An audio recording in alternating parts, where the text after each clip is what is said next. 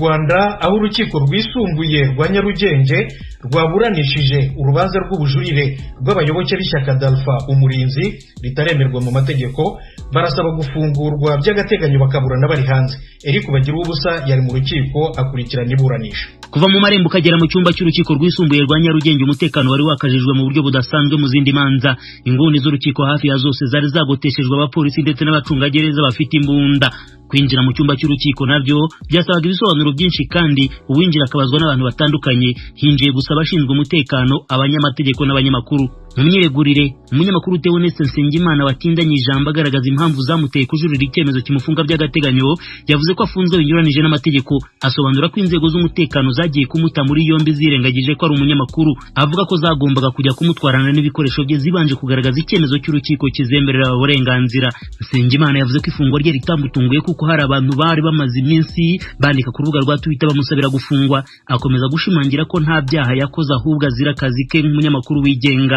Umuyobozi wa umubavu.com na umubavu TV yabwiye urukiko ko yabajijwe ku biganiro byose agirana n'umunyapolitiki Victoire Ingabire kugeza ku mazina ya Ingabire yanditse muri telefone. Yabwiye urukiko ko uburenganzira bwe nk'umunyamakuru bwahonywe kandi ko nta bushishozi na bucyo urukiko rwashyize mu kumufunga by'agateganyo. Yasoje asaba urukiko gushingira ku ngingo z'amategeko ukamurekura nta mananiza. Umunyamategeko Gatera Gashabana umwunganira nawe yavuze ko kugeza ubu afunzwe mu buryo bunyuranije n'amategeko. Aravuga ko bitumvikana uburyo ubushinjacyaha bwasobanura ko Nsengimana aregwa ibyaha bidafitanye isano n'umwuga we bwarangiza bugafatira ibikoresho bye by'akazi. Nawe aravuga ko ibyakozwe byose bitakurikije amategeko agasaba urukiko kumurekura. Ubushinjacyaha busobanura ko umunyamakuru Nsengimana afunzwe mu buryo bwubahirije amategeko kandi ko naho umunyamakuru agira ubudahangarwa. Buravuga ko butigeze bumubaza aho yakuye ibiganiro yatangaje ahubwo ko bwamubajije kubikubiye muri ibyo biganiro. Ubushinjacyaha buramurega ko hategurwaga isabukuru y'umunyapolitiki Victoire Ingabire yafungiweho izwi nka Ingabire Day.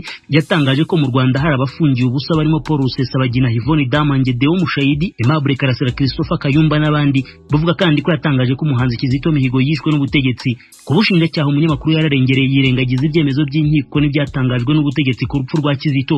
Ubushinjacyaha buvuga ko agomba gukurikiranwa nk'umuntu watangaje impuha zibangamiye ituze rya rubanda. Bwamusabiye gukomeza gukurikiranwa afunzwe kuko mu magambo yabwo ibyaha yakoze n'iby'ubugome. Ku bayoboke b'ishyaka d'Alpha umurinzi bariregura mu buryo bujya kuba bumwe. Nabo baravuga ko bafunzwe mu buryo bunyuranije n'amategeko kandi ko nta mpamvu zikomeye umucamanza wa mbere yashingiyeho abafunga by'agateganyo mu gihe cy'iminsi 30. Icyo hafi ya bose bagarutseho ni uruhuri rw'amakosa bavuga ko yakozwe n'umucamanza mu rukiko rw'ibanze rwa Kicukiro mu cyemezo kibafunga by'agateganyo. Ku munyamategeko Gatera Gashabana wunganira itsinda ry'abaregwa ibyo ubwabyo urukiko rwajuririwe rwagombye kubishingiraho rugahita rubafungura. Ubushinjacyaha bwo bukavuga ko amakosa yakozwe mu cyemezo cy'umucamanza yoroheje bityo ko azakosorwa n'urukiko ruburanisha ubujurire bw'urubanza. Abarwanashyaka ba d'Alpha umurinzi hafi ya bose baregwa ko bakoze amahugurwa mu buryo bw'ikoranabuhanga agamije kubatoza uburyo bwo guhirika ubutegetsi bw'igitugu mu mahoro bitanyuze mu ntambara. Ubushinjacyaha bubarega ko ku munsi wa Ingabire Day bari bateguye kuba bafite ibyapa byanditseho amagambo agira ati umunyarwanda yubahwe. Hari kandi amagambo baregeshaho bwemeza ko bavugaga ko barambiwe kwicwa, gushimutwa, gufungwa, kuburirwa irengero n'imisoro ihanitse ku butaka.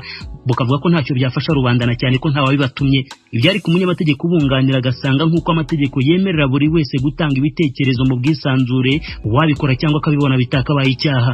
Abaregwa bagiye muri ayo mahugurwa bakavuga ko icyo bari bagamije ari uburyo bwo gukemura amakimbirane mu mahoro. Barangajwe imbere na Bwana Sylvain Sibomana ufatwa nka kizigenza w'itsinda ryabo muri d'Alpha. Bose uko ari 8 ubushinjacyaha bakurikiranyeho ibyaha 5 byo kurema umutwe w'abagizi ba nabi, guteza imvururu cyangwa imidugaro muri rubanda n'ibindi. Ubitegereje ku masura barakomeye ariko ibyo bavuga mu rukiko byo bisobanura ikinyuranyo kibigaragara inyuma. Baravuga ko kuva bafungwa bamwe barara bahagaze kubera kubura aho barambika umusaya. Bakavuga ko gereza yangiye imiryango yabo kubashyikiriza ibyo kuryamaho. Ubushinjacyaha bwo buvuga ko biri mu maboko ya gereza ibafunze, naho umunyamategeko Gashabana gasaba urukiko gutegeka ko babona ibyo kuryamaho kuko gereza bayitakambiye kenshi bikaba iby'ubusa. Barasanga nta mpamvu zikomeye zituma bakomeza gufungwa, bagasaba kurekurwa bagakurikiranwa bari hanze. Ubushinjacyaha bwo bugasaba ko icyemezo kibafunga kitagombye guhinduka. Icyemezo kikazafatwa ku itariki ya 21 z'uku kwezi. Bagira ubusa ijwi ry'Amerika i Kigali.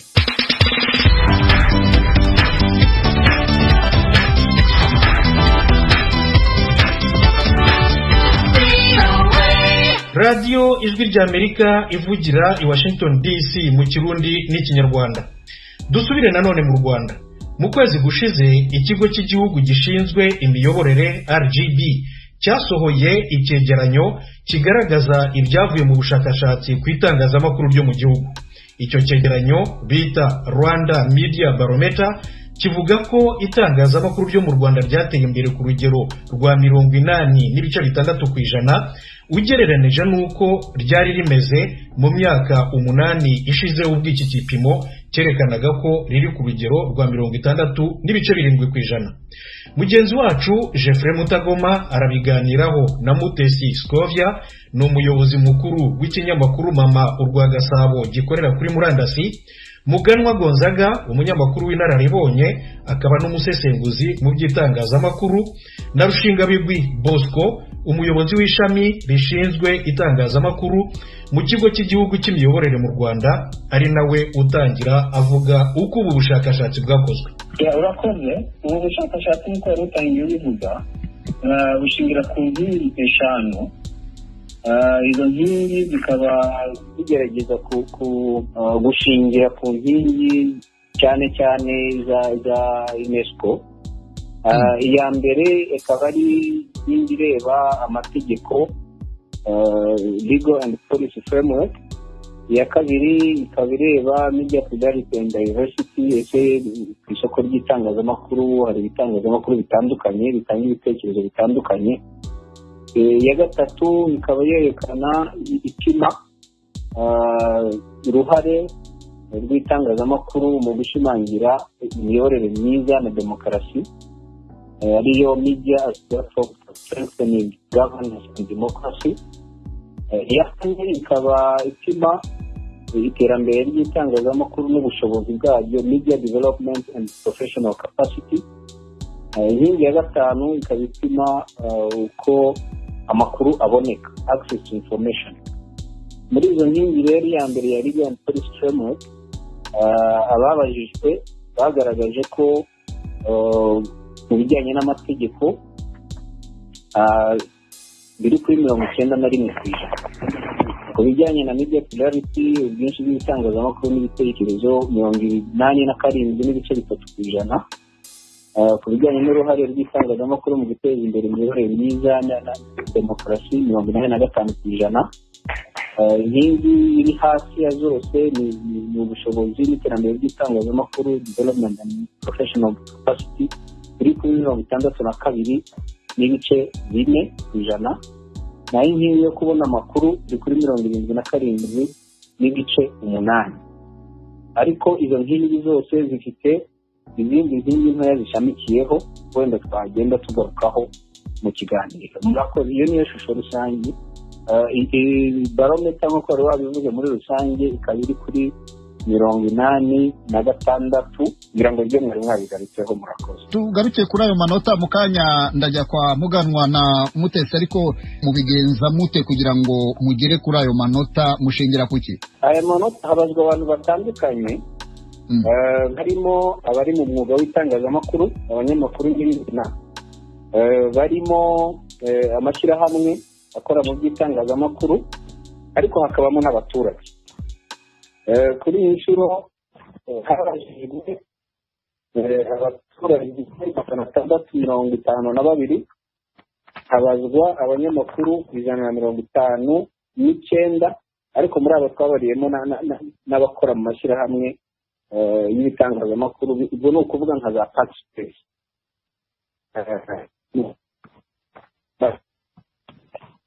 Hakaba nanone amakuru aturuka mu nyandiko, kuko nk'iyo ureba n'ibijyanye n'amategeko uravuga ati hari amategeko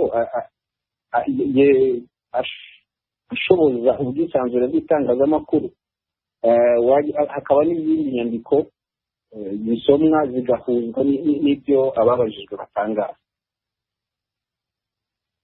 Iyo ni approach yakoreshejwe. Abo bantu barajijwe questionnaire, ariko abantu bakagera mu byo bita focus discussion group kugira ngo amakuru ahuzwe, noneho akaba ari yahurizwa hamwe akagaragaza ibipimo. Bwana Muganwa Gonzaga, wowe umaze igihe kinini mu itangazamakuru ryo mu Rwanda, wumvise ibyo Bosco Rushingabigwi avuze ku buryo buno bushakashatsi bukorwa, urumva ari amanota yerekana by'ukuri amashirakinyoma uko itangazamakuru rihagaze mu Rwanda?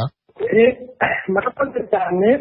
Yewe ntabwo nahita mvuga yuko amanota atariyo kubera ko nta bushakashatsi nakoze ubundi ubushakashatsi kugira ngo buvuguruze bukorwa n'ubundi bushakashatsi ntabwo nakoze ariko amanota yaratangaje. Ikintu cya mbere ni byiza yuko urwego rw'igihugu rw'imiyoborere rukora ubushakashatsi muri development kubera ko twe wakora umwuga idushusho aho tugeze naho twifuza kugera.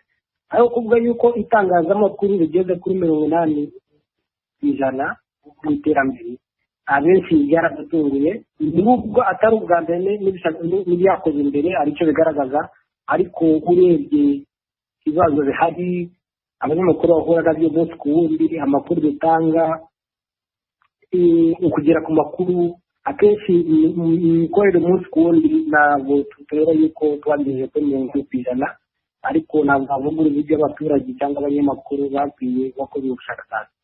Yavuze ibindi bitandukanye, hari inkingi ya mbere yo y'amategeko kuko amategeko ugereranyije n'imyaka yashize amategeko y'itangazamakuru mu nyandiko bimeze neza, naho hakiri ibibazo hari uburyo bw'ibiganiro cyangwa muri iyi minsi hari imanza ziri mu rukiko rw'ikirenga aho umunyamakuru yareze amategeko abona yuko abangamira ubwisanzure bw'itangazamakuru nyuma y'itangazamakuru. Ntabwo ndavuga cyane yuko hari ikibazo ku mategeko tugakora n'uburyo akenshi igihe tubonye itegeko ritubangamiye negera inzego zahita kandi zatwuza akenshi barabyitabira hari uburyo, ariko ahandi aho hagiye bagaragaza cyane cyane kugera ku makuru ku rwego rw'itangazamakuru izindi nkingi zose cyane cyane kuri plurality itangazamakuru kuba ari byinshi koko itangazamakuru mu Rwanda ni byinshi kugira ngo bijyane no kuri 200, amaradiyo ni menshi, amateleviziyo ni menshi, ibyandika kuri murandasi byo ni byinshi cyane na social media yabaye muri itangazamakuru, ariko ugiye kureba usesenguye neza ukareba amakuru acaho ntabwo atandukanye cyane ibitangazamakuru kimwe kuva ku kindi kujya ku kindi. Akenshi ibitangazamakuru bisubiramo inzego za leta zavuze ibyabaye umunsi igihugu cyagezeho iby'abaturage bishimiye, ariko kubabwira kugira ngo bafashe kubakemura ibibazo by'abaturage cyane umunsi ku wundi cyangwa ubone amakuru areba itangazamakuru bicukumbuye usanga bikiri hasi cyane. So ashobora kuba afite iyo pluralite mu mubare w'ibinyamakuru byinshi, ariko pluralite mu bitekerezo bisohoka mu itangazamakuru haracyari imbogamizi, haracyari ikibazo cyane cyane yuko ibitekerezo bitandukanye cyane cyane muri politiki bitandukanye n'ibihari bisanzwe bivugwa mu gihugu ibikeya cyane cyane itangazamakuru dukorera mu gihugu. Ikindi kugera ku makuru nubwo ari itegeko ryiza hari aho abanyamakuru barikoresha, ariko hari amakuru cyane cyane ajyanye n'itangazamakuru gikumbuye abanyamakuru batageraho. Bimwe biterwa n'imiterere y'itangazamakuru, yaba ubushobozi byaba mirongo rigenderaho, ariko n'abashinzwe gutanga amakuru akenshi mu myanya barahari, yaba ubuvugizi bwa leta, yaba ubuvugizi bw'ibigo bitandukanye, yaba ubuvugizi bw'abikorera, ariko akenshi batanga amakuru ayo bifuza gutanga kuruta ayo babumva yuko cyane cyane nk'abantu bakora ibiganiro ku maradiyo no muri mateleviziyo kubona umutumirwa hamagara umuyobozi runaka tugira muri studio niba sobanura ibyo ukora biragora cyane hari abitabira ariko nabo biragira ku rwego rushimishije. So dushobora kuba tubona imibare igaragaza 77 kugera ku makuru yo ku bwanjye umunsi ku wundi ndumva tutaragira n'ubu itegeko rihari kandi ari ryiza na politiki ari nziza umunsi ku wundi ntabwo turagira ku ngingo. Madame Scovia Mutesi, wowe uri umunyamakuru ukorera mu Rwanda, kubera iki Muganwa Gonzaga arimo kuvuga ko aya manota aragakabyo? Urakoze cyane Jeffrey, yango ntabwo ndi gutandukanye cyane na bwana Muganwa ku kijyanye no kuvuga ngo amanota ni make cyangwa menshi. Tutafite gukora ubushakashatsi igihe amanota ashobora kuba menshi bitewe na sample yafashwe abanditswemo ngo baze kubazwa. Ibyo biciro rero iyo bimaze kurebwa neza umuntu ashobora kureba amanota niyo yarabaye make cyangwa menshi. Nimba kuri iki kijyanye na media freedom turi ku 93.7, aha wakwibaza ngo sample zari izihe. Niba sample zari mu kigo cy'itangazamakuru cy'u Rwanda RBA, aya manota niyo. Ariko habaye haraje n'abatari muri RBA, ubwisanzure twavuga ngo bubaye hejuru, ariko uburyo bafashemo sample nibwo bwerekana ubundi amanota. Amanota nta n'ubwo afite ikibazo ku bijyanye no kunguka n'ubwinshi bw'amanota, ariko mu by'ukuri ibihari ni ibihe. Icya mbere gihari, kuvuga ngo itangazamakuru mu Rwanda ryisanzuye kuri 93.7, uza kureba ku kindi gika kivuga profit cyangwa inyungu ibitangazamakuru bibona ingana na 21.3%. Ubwo ni ukuvuga ngo ibitangazamakuru mu Rwanda byunguka kuri icyo kigero tugereranyije n'ijana. Ibi babara harimo n'igitangazamakuru cya leta RBA. Noneho ukibaza uyu munyamakuru udafite amafaranga amutunga ubwe ngo atunge n'ikigo cye n'umuryango yasize mu rugo aje ku kazi, kwisanzura ko haraza n'ibintu bishobora gutuma atisanzura.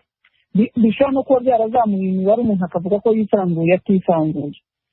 Ikigo ni urugero gicuruza itumanaho mu Rwanda, abantu barareba nta internet bafite, abantu barareba network zarabuze, ariko nta kinyamakuru gishobora gutinyuka kukivugaho cyangwa umunyamakuru, kuko nicyo kiri mu bimwe mu bitunze ibitangazamakuru. Ubwo bwisanzure turi buvuge bufasha rubanda heye, kandi nibura ugufashe ari iki kigo kirimo kurenganya abaturage kikurekuye wagwa burundu ni 21% mu gihugu kabura. Ngira ngo aho turi mu mibare iraho yumvikana igaragara. Wagaruka ukaza kureba ku bijyanye n'ubushobozi bw'amategeko yacu dufite amategeko atagira ibihano. Niba umuntu inyamakuru agirwa inama, hari abamuhamagara bakamubaza, ukibaza ukuntu urwego rw'umuvunyi rushobora gutinyuka gutumaho minisitiri w'ikigo runaka gikomeye cyangwa n'abakomeye, ubwo twese tuzi ko ari gisanga umuntu muri minisiteri bitewe n'ibyo atunga afite imbaraga runaka, kuko wenda igihugu cyamuragije minisiteri navuga ngo ifite ubuzima bukomeye bw'abaturage.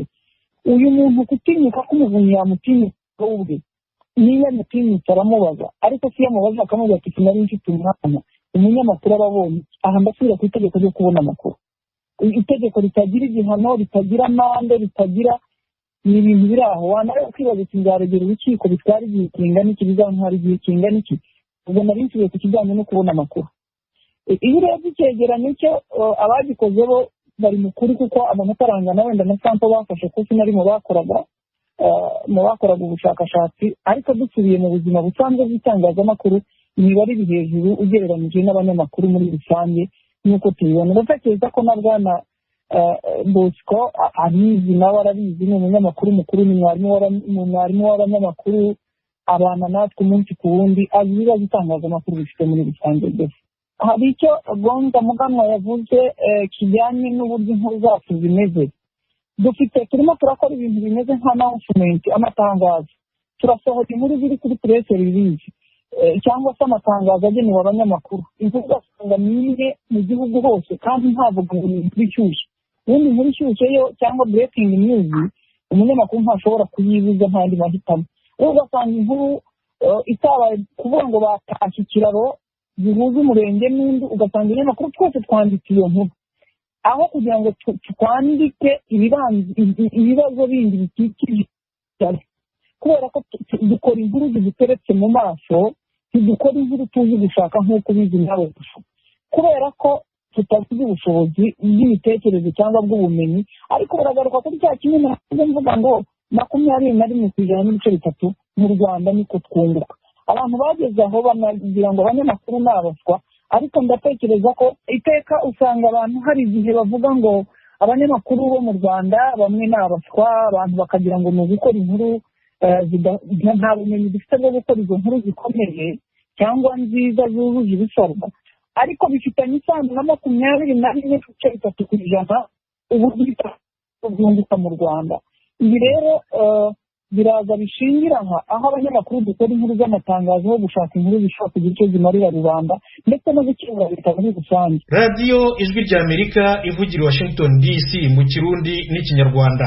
Nshuti zacu, iki kiganiro ku cyegeranyo kigaragaza uko itangazamakuru ryifashe mu Rwanda mushobora kugisanga ku rubuga rwacu wa@radioyacu.voa.com. maze rero aya makuru naha ahumurije, mbashimiye cyane ko mwayakurikiye. Mukomeze mugubwe neza na gahunda za radiyo yanyu ijwi ry'Amerika. Umugoroba mwiza.